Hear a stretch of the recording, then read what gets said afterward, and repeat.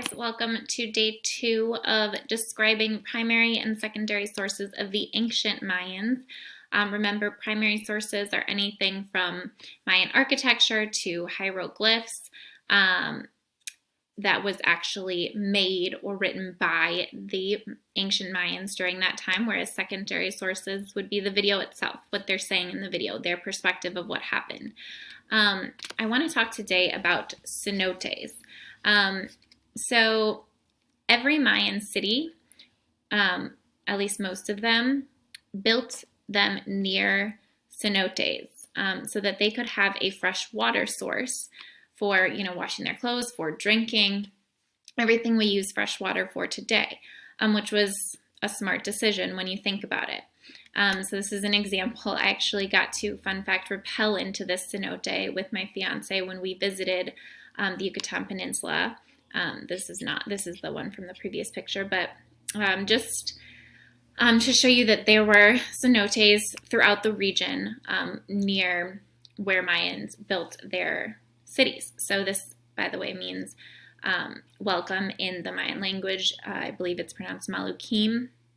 And that's because I put that in there just to show that, again, modern day Maya are very different from ancient Maya. Ancient Maya use glyphs. Modern day Maya have their own alphabet for the languages that they speak.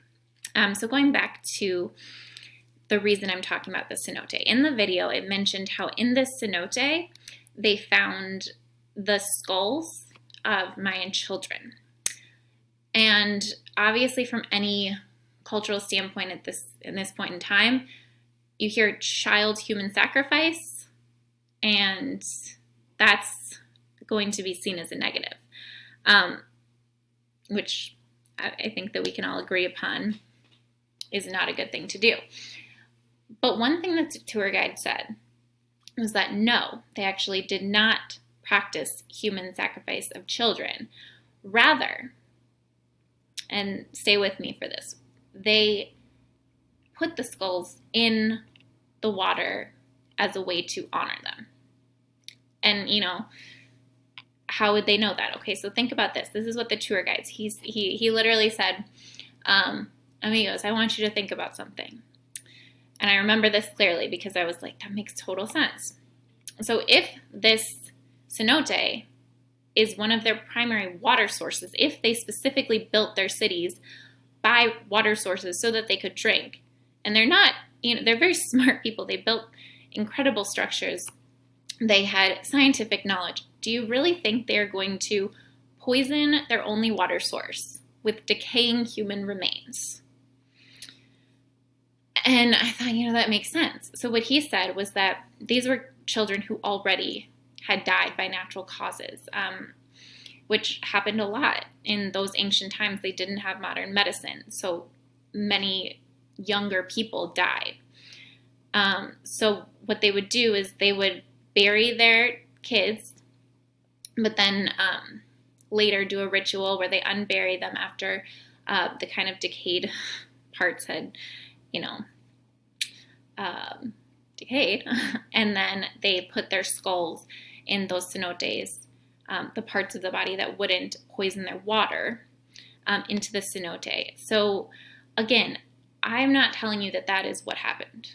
I am not an archaeologist even. I just find it very interesting to look at different perspectives because the people in the video say one thing, and that's one secondary source that we have. This man who is my tour guide who studies archaeology is Mayan said another thing. And I just want you to keep that in mind. There were no skulls or anything in the cenotes that we went in, but it could very well be a cultural practice just at Chichen Itza where it wasn't at Ekbalam where we were. So something to keep in mind today as you write down your facts and learn more about cenotes. Again, email me with any questions, and please, please, please, I'll show this to you again because now this is, wrong one. This is the edited version because yesterday I hadn't finished with it when I made the video for it. You are doing these videos today and writing those big ideas in here.